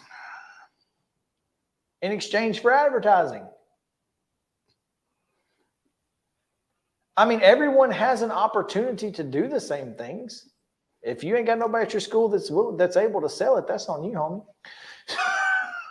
Yeah, well, that's Captain Chaos speaking. It is, but it's an unpopular opinion. I get that. Not every school has the resources for that type thing. Yeah, and should they be penalized for that? Should Culleoka be giving out $50 gift cards to Cully Market? I mean, exactly. Because you're going to get some pizza and some candy bars. I mean, Mount Pleasant and the pizza place is one thing, but you know. Yeah, Hampshire. What's in Hampshire to give out gift cards? Nothing. So I'm not saying that I get it, but to me, it just feels like we're being silly. If you want to stop the slippery slope, cap it. Cap it at $25. You know, it is legal to give out a $25 gift card to a local establishment, whether it be eating or or a Walmart gift card, a local business, local establishment, for results based, you know, on sports, whether it be football, volleyball, whatever. I mean, That's one of the reasons that we always wanted to give out stuff for Player of the Week, but we can't. Right. Another issue that arises with that, I think, is invariably some parents going to get upset that this kid was Player of the Week and got a gift card. This kid didn't get it because he didn't get to play, or his carries were restricted, or he's a receiver and they won't throw in the ball, or what about defensive guys, or there's a lot out there that this kind of thing can create, and you can't hit all of it off on the front end. Well, you can, because again, this was a Buffalo Wild Wings thing. This wasn't with the school. Buffalo Wild Wings gave the cards. They said Buffalo Wild Wings said our Player of the Week is Jimmy over here. So Jimmy, come by Buffalo Wild Wings. So somebody at Buffalo Wild Wings was watching the game and decided who the player of the game was, or whatever. And I don't know if it's just for Tuscaloosa County High School, or if it's for all of Tuscaloosa County. They could have, maybe they've given. Well, they had two players, though, right? Yeah, I think it was offensive and defensive. It's interesting. I think that, I mean, it just feels silly that we're, and again, making kids forfeit games that, for things that they didn't even use. They were just awarded them. And I will say this, the silliness may be on the part of whoever the school was that called it in. Who is obviously Yeah, the Tuscaloosa County coach said, "Hey, why don't you call us?" Mm-hmm. And I can see that. Well, because if we'd have called you, you wouldn't have done nothing about it. Maybe not. But yeah, that's certainly. I mean, but you didn't give us an opportunity to do nothing about it. And in the situation that I am currently about to go through in the next week, giving the other party an opportunity, to me, is at least worth the effort. Mm-hmm. It's in their court. At that point, I have put it in your court, and if you don't do anything, then I will, go to the next step. Mm-hmm. But until then, I at least gave you the opportunity. I gave you a chance. So I don't know. I just think it's interesting because here's the thing: if me or you were at Jefferson's, and who's the Player of the Week from Caden Davis? Caden Davis. I couldn't think of his last name. Mm-hmm. Walks in, and I tell the server, "Hey, just comp him. Put his stuff on my tab." Perfectly fine. Perfectly fine. Completely legal. Mm-hmm. Can't give him a gift card. And that seems silly to me. It does. So anyway. Yeah. All right, let's take a break. We've got 10 games to pick, and we'll do it right here, live and in person, right after this on Main Street Sports Day, presented by Mid-Tennessee Bone and Joint. Stick around.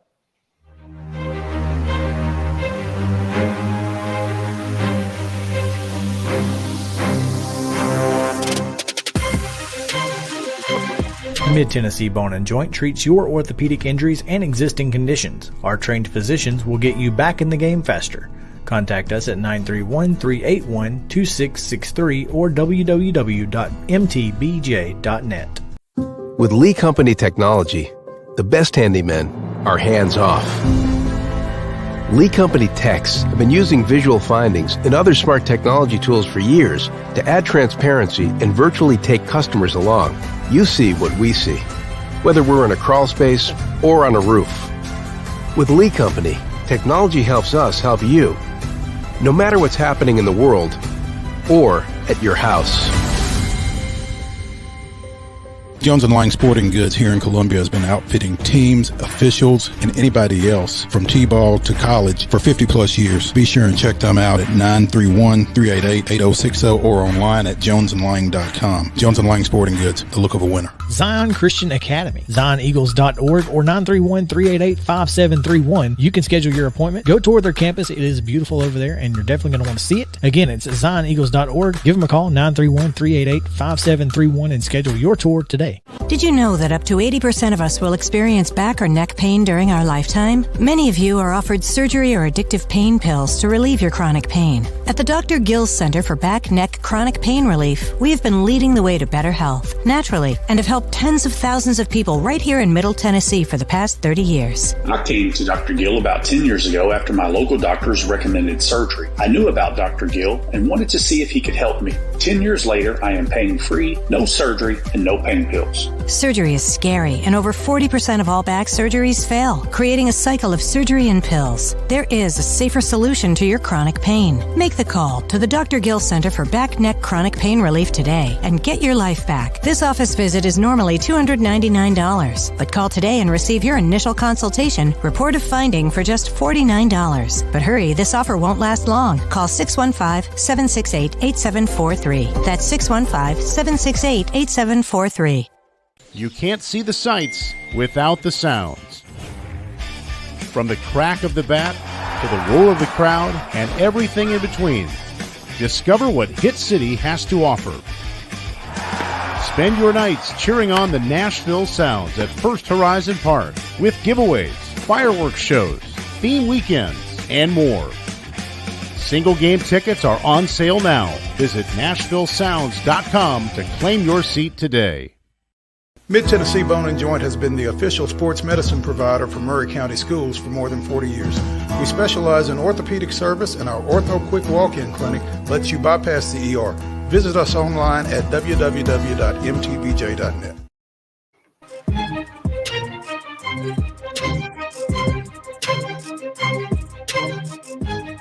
Welcome back in Main Street Sports today, presented by Mid-Tennessee Bone and Joint. We're in the League Company studio here in Columbia. Glad to have you guys with us as we're getting ready to pick some games. Mo, have you got the records? I've got them. You can tell me. You don't want them. I'm 8-12. I already know. You are 8-12. You are consistent. Yeah. You were 4-6 last week and 4-6 the week before. 4-7 counting the Nebraska-Colorado. Yeah. But we won't. Okay, so Justin is 10-10 because he was 7-3 in week 1 and 3-7 last week. Oof. Yeah, didn't do too hard. I am 9-11 because I was 7-3 the first week and 2-8. Good Lord. Yeah. I won last week? At 4-6, yes. Wow. That's sad for y'all. I mean, good Lord. But you lost the bonus game. I did lose the bonus game. Justin and I at least won the bonus game. Which one was the bonus game? Nebraska-Colorado. Colorado was a 2.5 favorite. Chris took Nebraska to cover. They did not. So that's where we're at. All right. Justin's 10-10. I'm 9-11. You are 8-14. 8-12, excuse me. So, all right, let's get right into it. 11 a.m. on SEC Network. Number 15, Kansas State. Missouri at St. Louis. This one is in the Dome. Okay, and K-State and Missouri. That's right, Kansas State and Missouri. K-State. Wildcats are a 5.5-point favorite. I'm going to go Missouri. Sorry, was that first? My bad. Sure. You can be first. You can be first. So you're going Missouri. Yes, sir. Yeah. Yeah, I'm going to go K-State here. This seems like a trap line, though. It really does. I can't think that Missouri can stay within a touchdown of K-State. I'm going with the Wildcats. Also at 11 a.m., ESPN, breakfast with the Bulldogs and Mississippi State, home dogs. 9.5-point underdogs to LSU, number 14. This is interesting. This is an interesting line. 9.5 points is a lot for a team that certainly hasn't. I mean, yeah, they beat Grambling by 60, but crap. I mean, what do we know about Grambling? Very little. What's the line? 9.5. 9.5 in favor of the Tigers, the Bayou Bengals. In Stark. Oh, I'm gonna go home dogs, Bulldogs. Go Give dog. me more cowbell. Yeah. I got a fever. Chris? I'm going to go cowbell too.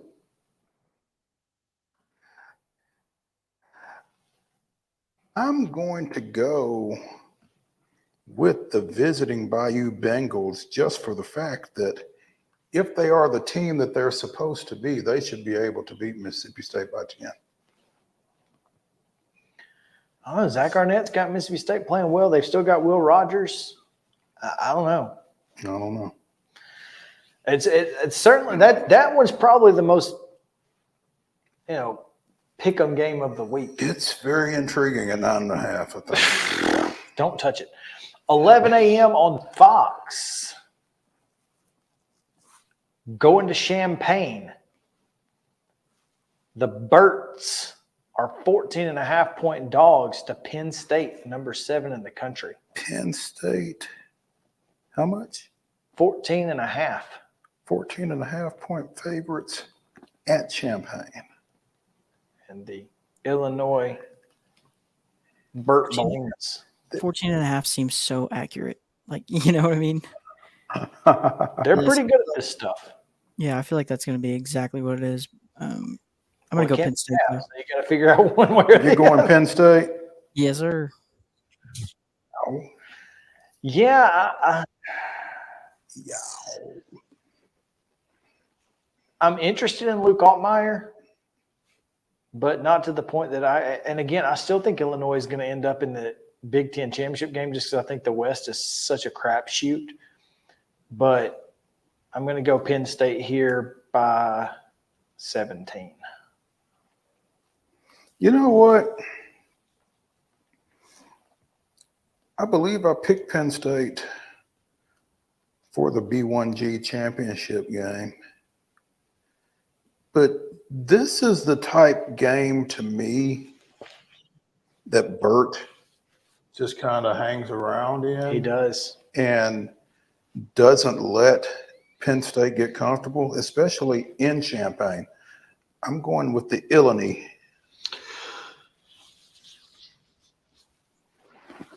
$11 a.m. on ABC. Heading up to Boston, where the Eagles welcome the number 3 ranked Florida State Seminoles. Mike, I don't care what the number is. You're taking the Noles. Same. I was about to say that. 27.5. No, I do not care. All day. 7.5. Yeah. At Boston College. Yeah, I've got Florida State. Justin, do you also have Florida State? Is that what you said? Yes, retweet. At 27.5. Re-X. You also? Yeah, I'm going Noles here. It's an interesting one, though. Yeah. Finally, out of the breakfast window, 2:30 kickoff on ABC in Tampa, South Florida, home dogs to the Alabama, 32.5 points. I know, right? 32.5 points the Bulls are getting. Roll Tide. 32.5. Yeah, you said that last week, and I know. I know.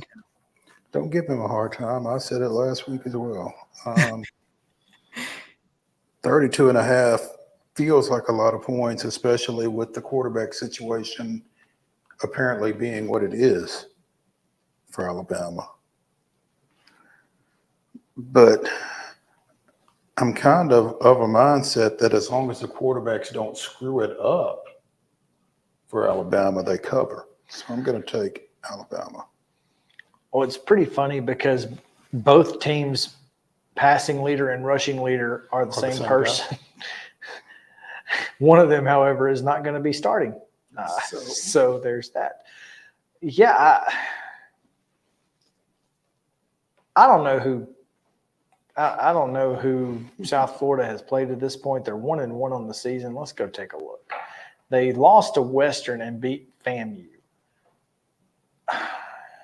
They lost to Western, and beat FAM. I'm going to go Alabama here. I think they win by 35. That's kind of what I'm thinking. Okay. All right. That's 5. That is 5. Let's take a break. When we come back, we have 5 more games to pick. Should be fun right here. Main Street Sports Today, presented by Mid-Tennessee Bone and Joint. Stick around. Yes.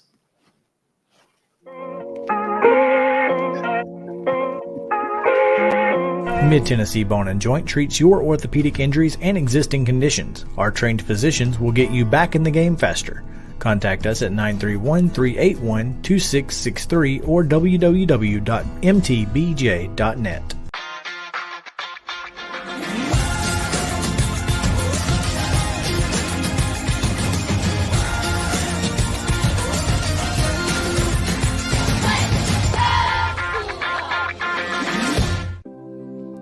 Custom Stone Handler supplies over 600 distributors and suppliers with quality stone products. Along with River Stone, we produce and distribute over 100 building, landscape, and other bulk products. Our goal is to provide quality products, service, and partnerships to ensure our customers' success. We firmly believe that the measure of any person or company is how they treat other people and customers. Give them a call at 931-490-4990 or visit CustomStonehandlers.com. With Lee Company technology, the best handymen are hands-off. Lee Company techs have been using visual findings and other smart technology tools for years to add transparency and virtually take customers along. You see what we see, whether we're in a crawl space or on a roof. With Lee Company, technology helps us help you, no matter what's happening in the world or at your house. You can't see the sights without the sounds. From the crack of the bat to the roar of the crowd and everything in between, discover what Hit City has to offer. Spend your nights cheering on the Nashville Sounds at First Horizon Park with giveaways, fireworks shows, theme weekends, and more. Single game tickets are on sale now. Visit NashvilleSounds.com to claim your seat today. Piggly Wiggly, located in Neely's Mill Shopping Center, is Columbia's locally owned and operated Cost Plus 10 grocery store dedicated to serving the community with low prices and smiling faces. Piggly Wiggly offers fresh, hand-cut meats daily as well as daily hot plate lunches from their deli counter. You're certain to see smiling faces and a helping hand when you're here at Piggly Wiggly. Come by and check out our fresh produce, high-quality meats, and more. Down home, down the street, we'll see you at the Pig. Mid-Tennessee Bone and Joint has been the official sports medicine provider for Maury County Schools for more than 40 years. We specialize in orthopedic service, and our Ortho Quick Walk-In Clinic lets you bypass the ER. Visit us online at www.mtbj.net.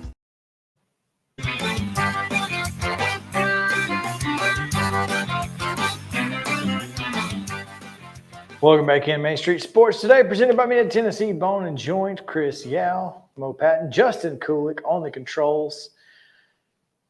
Picking little college football. Man. And I would just say, don't listen to any of our picks based on last week. Did you see what I tweeted? What the tweet says? Mm-hmm. The boys picked 10 of the biggest college football games on the weekend against the spread. Join us and get rich by not picking the way we do. There you go. There you go. So, yeah. Let's see here. 2:30 on FS1, America's team, the Beavers of Oregon. Oregon is America's team? Beavers of Oregon State. Oregon State. Sorry, Beavers. Yes. The Beavers of Oregon. Okay, the Beavers of Oregon. That's okay. Yeah. And they're playing who? Their future conference teammates, San Diego State. at SDSU? No, it's at Oregon State. It's in Corvallis? In Corvallis with the brand new situation. But they're 23.5-point favorites. Oregon State? Oregon State is a 23.5-point favorite. They're out here ripping people, man. I looked at their past couple games. Like 40. DJU, baby. I'm like, hey, man, you know they Yes, 23.5. They had some rivalry. UC Davis, a tough one. I'm gonna go with OSU with that 23. That works for me. All right, I'm just going to read this here. Oregon State has not turned the ball over this season. They're one of only 9 teams that has not turned the ball over. San Diego State, however, has 6 interceptions in their 3 games.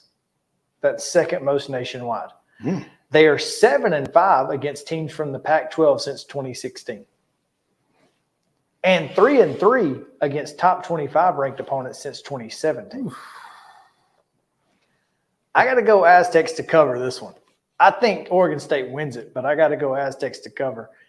My boy Joe ain't going to be happy, but. I think you just convinced me. If it was straight up, I would ride with the Beavers, but I think I'm going to take San Diego State to cover, like you said. Yeah, I think that's the play. All right. Here's a fun one. Finally, the first game of the year, SEC on CBS. It'll be the first time. As the number 1 Georgia Bulldogs welcome the South Carolina Gamecocks to Athens between the hedges. Gamecocks getting 27.5 points.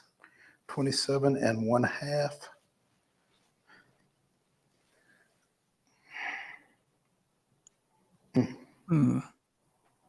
It's a tough one. That is a tough one. Georgia. You taking Georgia? Yeah, I'm going to go Georgia. Definitely. You going Georgia? Yeah. I'm going to go South Carolina to cover. Look, I don't know what Georgia's offense really looks like. They've not been great. But they've not had to be. Well, yeah, but you would expect them to be great against the opponents they've played. Right. So and yet, yeah. And it's Mike Bobo.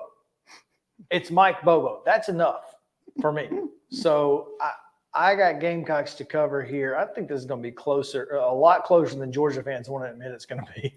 Well, if it's closer than 4 touchdowns, it's going to be closer than UGA fans want it to be. But I am taking South Carolina to cover as well. I think Spencer Rattler will keep it within 4 touchdowns. See, that's the thing, though, is if you get good Spencer against that defense, they got, then it's going to be a good game. If you get bad Spencer against that defense, Georgia's defense might score more points than South Carolina does. Georgia's defense might score more points than Georgia's offense. Well, they may not. The offense may not get a chance. The defense just keeps going out there and getting the ball back. Yeah, but no, I like South Carolina to cover. I think that's under optimal. Yeah, South Carolina. I think that's the key to the game is whether or not you get good Spencer, and that's the key to every South Carolina game, really. BYU, the Big 12, at Arkansas, 10.5-point favorites on ESPN2 at 6:30.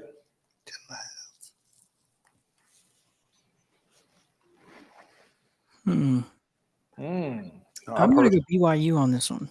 Okay. In Fayetteville. Oh, yeah. All right. Upset. Yeah. Yeah, Rocket Sanders, KJ Jefferson, they're going to run all over BYU. I'm going to take the Hogs. Ooh. Call them. Pigs. Yeah. Call them. This one did not take a lot of thought for me. Maybe it should, but it did. No, I like Arkansas in this one. Texas coming off the big win at Alabama, number 4 in the country. 28.5-point favorites over the team that their friends from Lubbock don't ever want to hear about again. Wyoming, the Cowboys coming into town. 28.5 points is a lot of points, folks. Rolling with Texas. I bet you are now. Yeah, I'm a believer now. I understand. Eric C. Henry said, "Don't believe too soon." That's what concerns me. That and this number. I'm going Wyoming to cover. You know what? They showed me something in that Texas Tech guy. I'm going to go with Wyoming too, and I think you're exactly right. And here's what I see in this. I think the hangover. Mm-hmm. Of course, you're at home, but everybody's been, been blowing you up all week. Yeah, they've been. And Texas is back. Mm-hmm. And everybody except Eric C. Henry, who's been trying to come along with a little needle. Yeah, he's been trying. I don't know if it's going to work. They ain't listening. Y'all ain't hear me though. This game's at 7 o'clock, by the way, Longhorn Network. Again, first time. Mm-hmm. I'm gonna go with you. I'm with you on this one. Cowboys. All right, here it is, folks. ESPN 9 o'clock. The Rams of Colorado State. Oh Lord. In Boulder against Colorado, and this line is where it is. I think it's probably moved. Let me go see what the line is right now. Mm-hmm. Yeah, it's only moved a point. 22.5 in favor of Colorado, but I think, like you said earlier, I don't care what the point spread is. I'm taking the Buffaloes. Mm-hmm. Yeah, you already know. Yeah. He's riding with Prime all year. I mean, and unless it was 49.5, and even then I might. I might have. I might. 56-3 or something. I'm just saying. His whole team, a pair of sunglasses. Oh yeah. Did you? He gave who's the host of First Take with Stephen A. Smith? Shannon Sharp, isn't it? No, the host, like the girl. I don't know. Whoever it is, he gave her some sunglasses this morning to put on during the show. So he's just handing out sunglasses like Bret Hart used to in the 90s.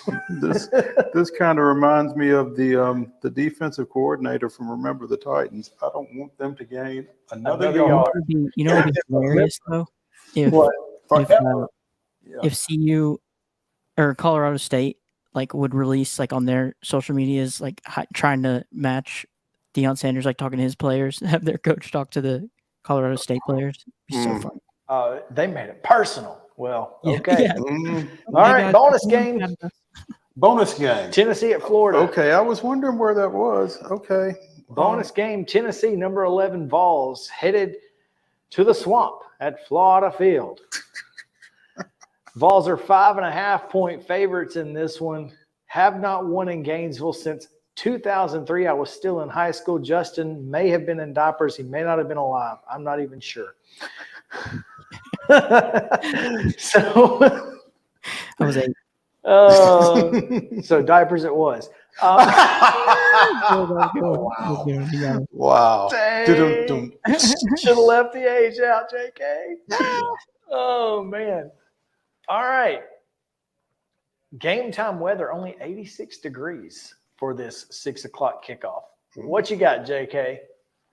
Oh, I'm going roll Vols. Let's break that curse, you know what I'm saying? And I'll finally stop wearing diapers if we win.